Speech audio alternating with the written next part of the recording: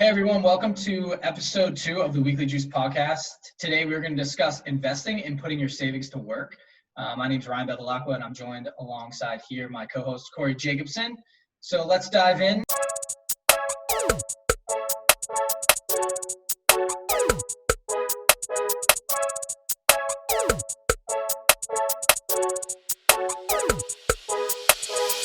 Corey, you got anything to share up front? Yeah, actually I do. It's funny. I just thought of this in my head as we're recording this. We never even really told people what the weekly juice meant, and it's not refined yet, but we're thinking of it like each day you're pouring juice into your cup, you're getting knowledge, and we're hopefully hopefully going to be those half full guys for you. So get your dosage weekly with us. That's kind of where this is going, and it's totally still in the works. But that was like the idea behind it. Anyway, there's a difference between the sauce and the juice, dude. Yeah, exactly, dude. Juice, first of all, if the sauce is temporary, but the juice that keeps you flowing. Like the juice is flowing, dude. The juice lasts forever. So you ever wake up and you're like, yo, I gotta get the juices flowing. Yeah. We're flowing right now. Fill up your cup with the juice weekly with Ryan Core. Eternal optimism. The juice, the cup is half full. God, dude, you're getting me so juiced right now. Juice. Oh. Anyway, I do have not a story, but I have some feedback. Guys, we've only have 2 episodes, and I have to say the feedback that we've gotten from not only our friends but random people that we don't even know is it's great. I'm impressed with it, and I'm just so happy that people enjoy what we're doing. I have a quick story about one of my good friends. After the intro episode, he texted me personally, and he was like, yo, bro, I just want to let you know that you motivate me. Keep doing what you're doing. It really helps me help shape my future. And he ended it with I love you, brother. And for me to get that message, it was just like validation that we enjoy helping other people. And I'm so glad that I have friends that are on my team, that are just rooting alongside. It's it means so much to have people that are yo, you want me to help you promote this? Done. I have good friends, man. And I got good people around me, and you know who you are. So I really appreciate that. But yeah, I just want to let people know that if you have any feedback, good or bad, let us know. We don't have an ego about this. We're just 2 guys trying to get some information out to you and are really passionate about financial independence and freedom and time and investing your money and making it work for you. So with that being said, Ryan, do you want to talk about what we're going to talk about this specific episode? Sure. So for this specific episode, I kind of talked about, I jumped in on the beginning, but putting your savings to work. So we're going to talk different types of basic investments just to get you started. I'm not going to go too crazy in depth, but just to give you the basics, walk you through kind of a couple things we started with, and maybe it'll help you jumpstart or kick some things going in the brain to get the gears churning. And, so what you're saying is after everyone has done their savings work, maybe they've been saving for a year or 2 years. It's what's the next step? Just keep it in a bank account? We're saying no. We're saying put that money to work. At least that's what we're doing. So hopefully other people can learn from that or take our information and create their own way to do things. But so I think it starts too with you're set up, you have some savings, you start a job, and you have income coming in as well, plus a savings, and you're okay, what do I do? I have a little bit of something saved up, but I'm not sure where to go. So what are some basic things to cover? So that's what we'll talk about. We'll dive into stocks, we'll dive into retirement accounts, real estate, and then maybe a couple side investments here and there. But those will be the main things we'll cover today, and we'll do a recap at the end. That's right. Cool. So first thing I want to talk about, super basic, is stocks. So basically, people, if you want to know what a stock is, when you buy the stock of a company, you're effectively buying ownership and a share of that company. So the primary reason people invest in stocks is to earn a return on investment. So it generally comes in 2 ways. If the stock appreciates, which means it goes up in value, you can sell the profit for the stock if you like at some point in time. Yep. And then the second part, the stock pays dividends. So not all stocks pay dividends, but many do. So dividends are essentially made out to shareholders at the end of the company's revenue quarter. So I would say long-term basic overall knowledge of a stock is, and the average annual stock market return is 10%. Sometimes it falls in between 7% and 8% return on investment. As of right now, like, everything's a little bit up in the air. So you might this year, 2020, you might not see that. But sometimes it's better than 10%, sometimes it's less. So that's the average. So we're even including like the Great Depression, and we're including the 2008 recession, we're including this even 2020 coronavirus. Like you're talking about, this is included in that 10% average, right? Yes, 100%. Cool. Now you can manage it yourself, or a lot of companies, companies specifically like Fidelity, Vanguard, they offer programs that set you up based on your risk tolerance, right? So if you're really young, you want to go very risky because you have your whole life ahead of you. If you're a little bit older, you want to have a more conservative approach, and there's different buckets you can play in. So, when you're researching stocks and deciding what company to go with, there are little programs to help you out in between. So keep that in mind. Another huge investment vehicle that I prefer and I really like is a retirement account. So there's a couple different ones, but the most basic is a 401k. So when you hear 401k, it's essentially a company-sponsored retirement account that employees can contribute to. So employers offer this plan, and you can contribute your money from your salary to this each month. So essentially, there's a traditional 401k, and then there's a Roth 401k. So in the traditional, employee contributions essentially reduce income taxes over the year they're made, but the withdrawals are taxed. So down the line, you're going to get taxed on this money. There's a Roth 401k where you make contributions to this with post-tax income. So essentially, when you make your withdrawals later down at the end of your life, like later down, you're going to withdraw those tax-free. So these are awesome plans. There are limits. So as of 2020, you can contribute $19,500 per year if you're under the age of 50. And so essentially, if you try to pull out before, the age that you can pull out is 59 and a half. If you try to pull out your cash beforehand, you get taxed typically at 10% from the IRS. So there's ways to pull out your cash not without getting taxed on it, specifically if you're buying your first home. So Cory, you can maybe dive into that at some point here. Yeah. But I absolutely love 401ks. I use it through my company. Do you want to share? My recommendation for a 401k, and again, like we just talked about a little bit about stocks and 401k, is that I want our audience to know that like I'm totally not an expert on any of these things. In fact, I would claim to not know that much about them. I would say that for a 401k perspective, just meet your company's match at the minimum, right? That's what I do. Because it's free money. If you put 4% of every paycheck in and your company matches at 4%, it's literally free money down the line. So just, that's what I would recommend as it relates to stocks, Ryan, what I was talking about. Like, again, we're not experts. Ryan knows more than I do about it. I think we're going to have a financial advisor come on and give you like the nitty gritty and in the in-depth details about specific stocks.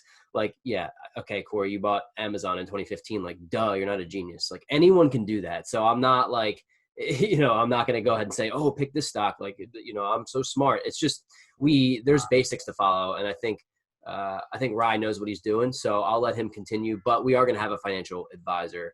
So basically, like in your 401k, you have stocks, you have mutual funds, you have ETFs. There's a lot of different things comprised into that 401k plan. So we're just kind of diving in specifically, like going into stocks. That's one avenue of it. It's the most basic, just to give certain knowledge. But you touched on a matching plan, right? So specifically my company, they offer to match 6%. So essentially, if I contribute 6% of my salary, or like each paycheck, 6%, they'll match me 6% of that money. So let's just say, just take basic math here, and you do 100,000. Say you make $100,000 a year, and you take 6% of that. Whatever that number is, I should know that. It's easy math. $6,000. $6,000. What a loser! So $6,000. They'll match you to 6, so that you have 12. That's $12K a year, right? So what I would suggest is, if you can, put up 19,500 if you can. I know it's a lot of dough for people. So even if they match you 6%, you can go over that, right? You're only gonna get the $6,000 back. But if you can do the difference of the 19.5 and the 6, and you can put it in, I would highly recommend. We're just saying definitely do at minimum the match, right? Like that's for sure. Like definitely just do the minute. It's free money. It's literally free money. You have no reason not to. Yeah. And that's one of the things, like with the 401k, you don't have to look at it every day. I do. It sucks. Like it's basically the long. Such a bad habit, but I do the same thing. It's horrible. It stacks up so fast. At one point, we were talking about this, is like a little side story, but I would check that, I'd forget about it a little bit. Then I check and I'm like, wow, I have way more in my 401k than I have in my savings. But I can't touch the money. Like, what am I doing? Yeah. And I don't know. I just think if you want to have cash on hand, find a happy balance. But you 100% have to do a 401k if your company offers it, which pretty much everyone does. Another vehicle is a Roth IRA. So it's another form of a retirement plan, but it's not one that's offered through your company typically. So typically you pay taxes on the money going into your account, and then all future withdrawals are tax-free. These are great for when you're young and when you're making like less than a certain amount of money. So basically you can't contribute to a Roth IRA if you're making more than $139K per year. So I would say when you're just getting out of college and getting into the swing of things, first couple of years, this is definitely the one that you want to grab, in coinciding with your 401k through your work.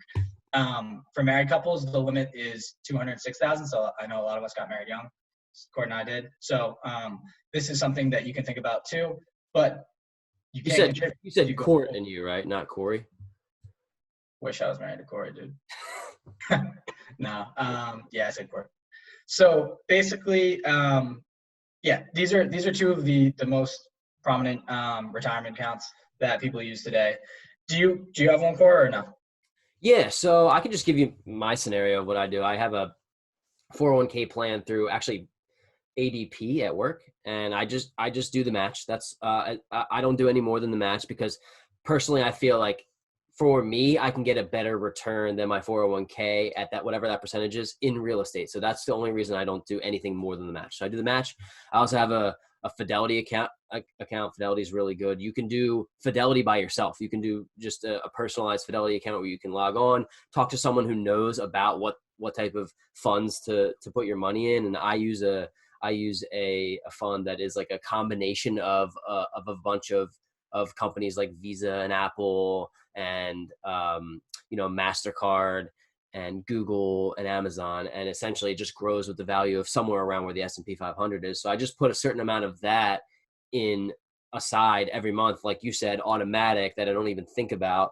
So those are the only two vehicles that I use as it relates to stocks and mutual funds. But I'm not heavily as into it, but it is important to have that money totally set aside.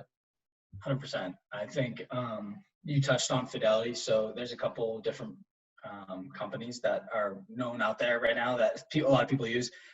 Our company specifically uses Fidelity. There's also Vanguard.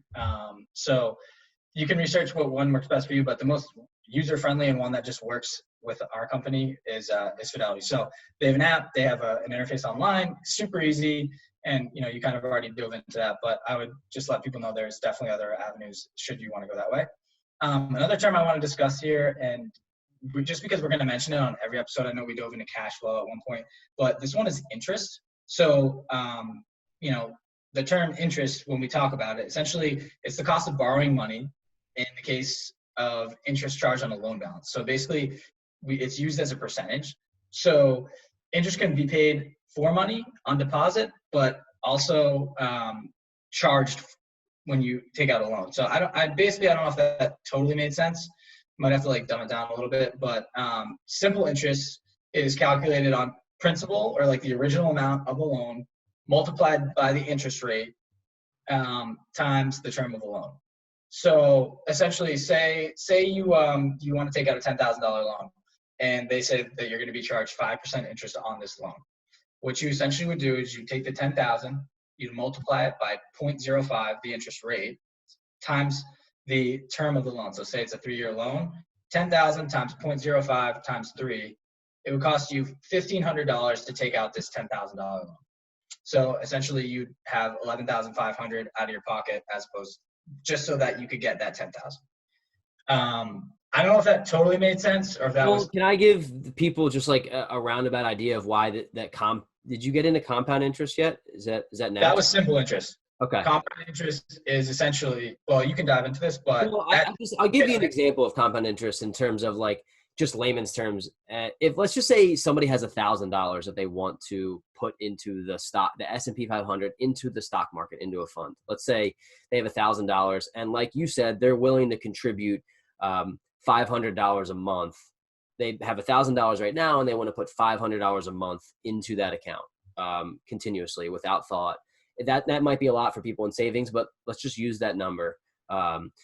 Let's say we'll use an interest rate of 8%, which in the stock market's actually conservative, because we just talked about how the life of the stock market has a 10% return.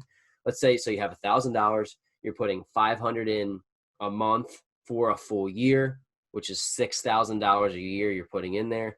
Over a 30-year span, at that 8% interest, again, which is conservative, you're going to have over $744,000 in that account in 30 years. Just starting out with $1,000 and putting $500 in a month. Like maybe 500's a lot for some people, but for some people it might not be. So that's the power of compound interest, right? Like start out with $1,000, $500 a month.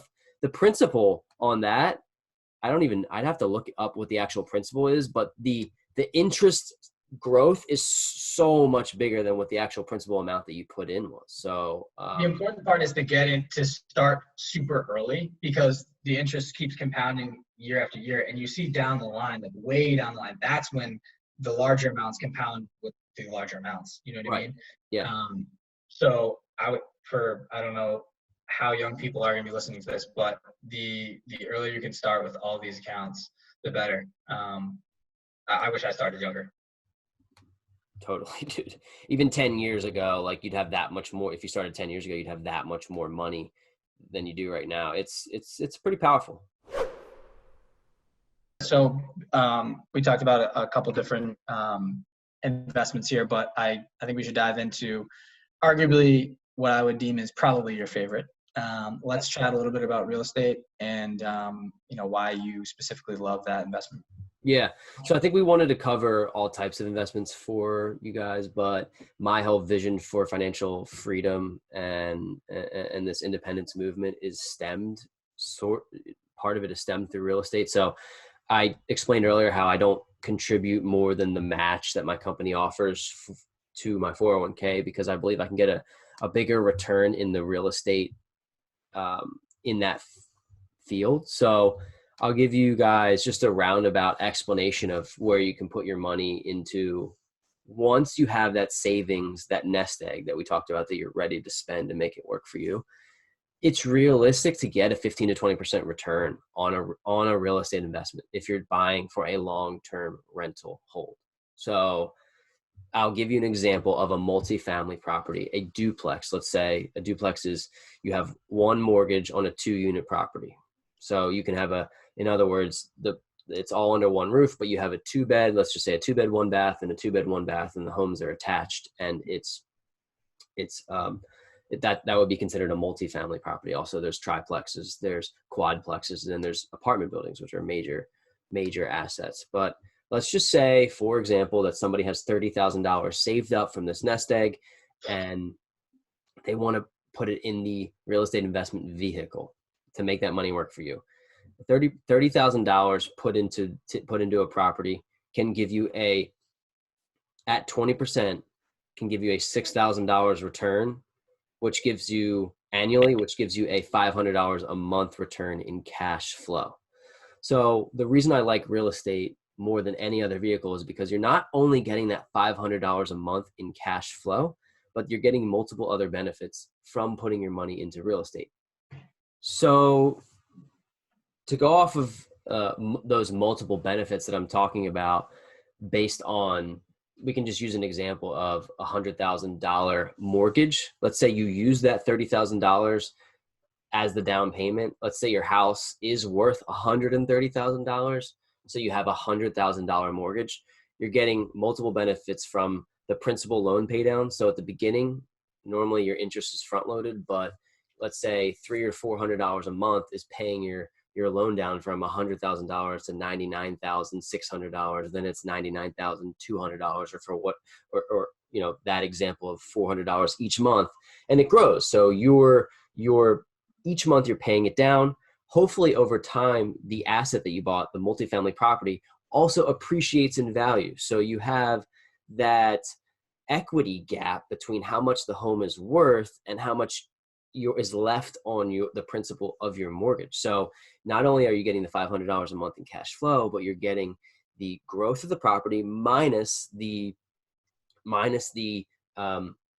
mortgage pay down. You also have a lot of tax benefits with the properties. You can write off a lot of improvements that you do to the property, so you get money back in your taxes. So that's why I think real estate is a better investment over just putting your money in the stock market. And kind of the magic of the real estate investment movement is, let's use that $500 a month in cash flow. And the reason the passive income can be so advantageous for people is because it can take roughly the same amount of time to manage 1 to 2 rentals as it does to manage 6 to 8 rentals or 8 to 12 rentals. And if you get bigger than that, it obviously takes more time. But if you build out the correct systems, you can be managing 1 to 2 units for 5 hours a week, but you can manage 8 to 12 units in, maybe 5 to 10 hours a week. So if you use that $500 a month cash flow number, that's just the number that I like to use.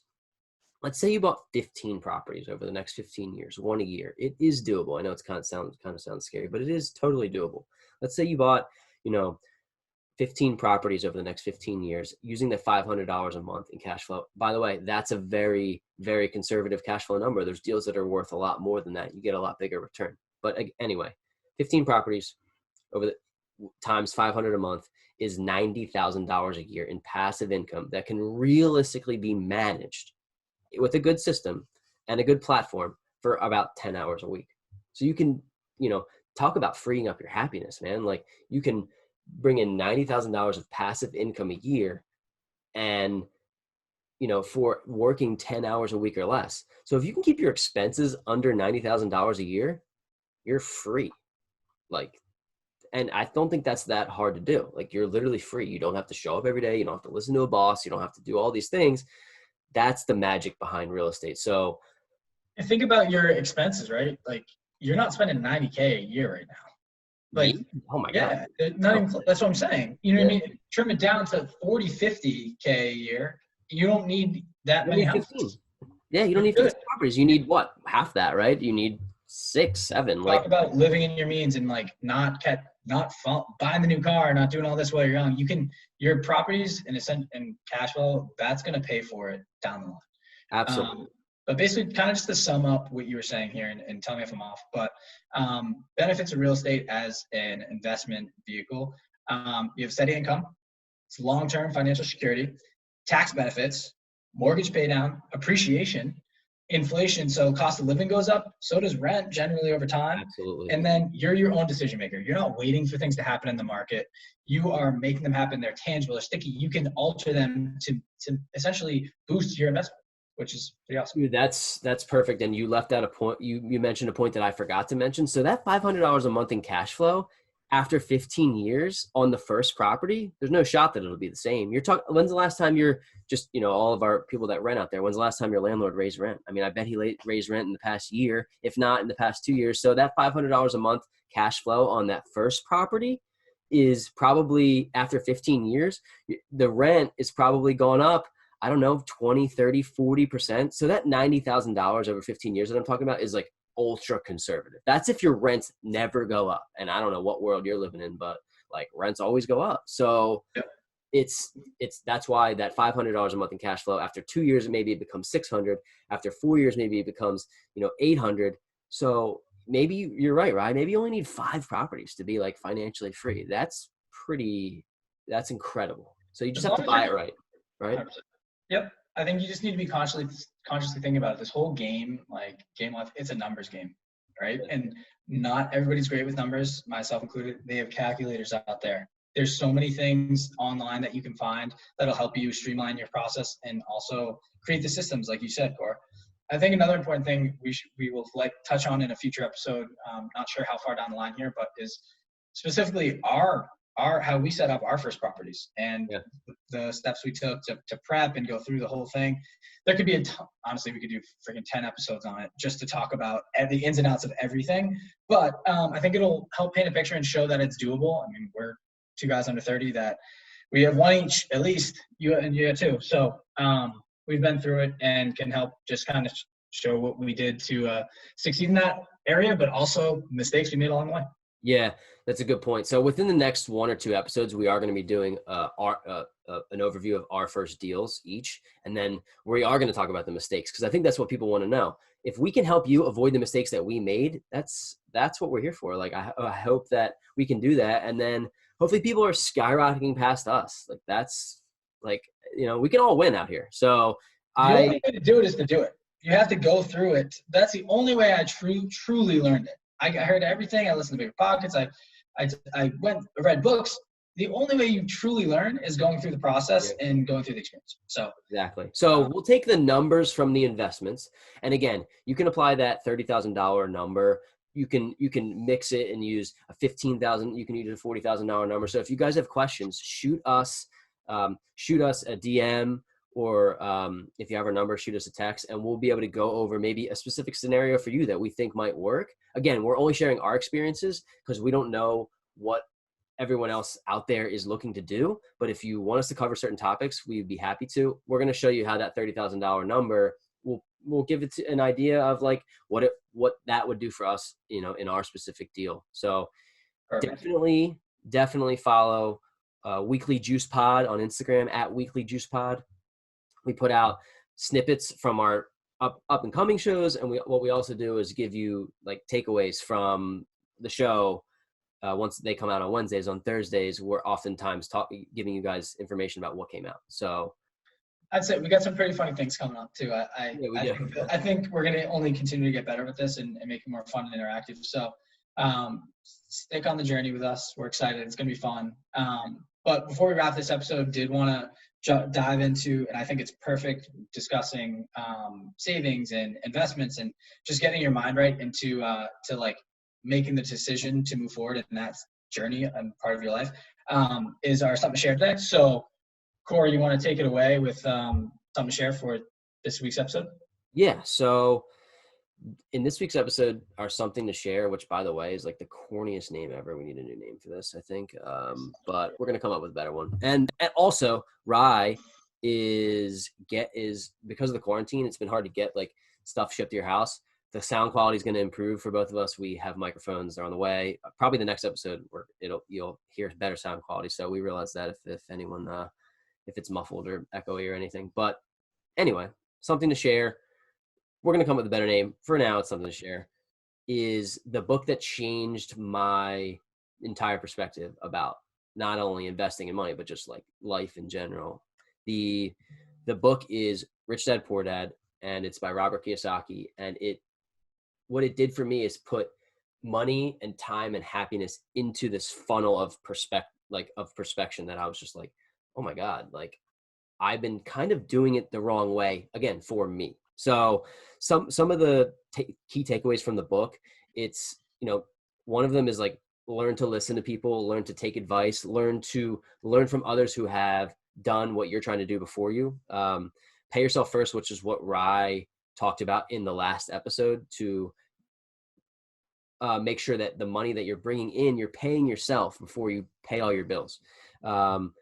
Again, it's a lot of it talked about what we're talking about in reducing expenses and buying your luxuries later in life. And just talks about how you can make your money work for you. And I feel like I'm not doing it justice, because Robert Kiyosaki is a literal genius. So this book will shape the way you think about money. They talk about him having a rich dad and a poor dad, and his poor dad's like actually makes a lot of money, but it's his real dad, and his rich dad's his best friend's dad, and his best friend's dad taught him all about entrepreneurship and how to put money in certain investments and be happy. So that's Rich Dad, Poor Dad by Robert Kiyosaki. Again, if you haven't read it, it's like the book. Everyone should start with that. So that wraps up this week's episode number 2 of the Weekly Juice Podcast. Thanks for tuning in. We will catch you next Wednesday. Juicers out.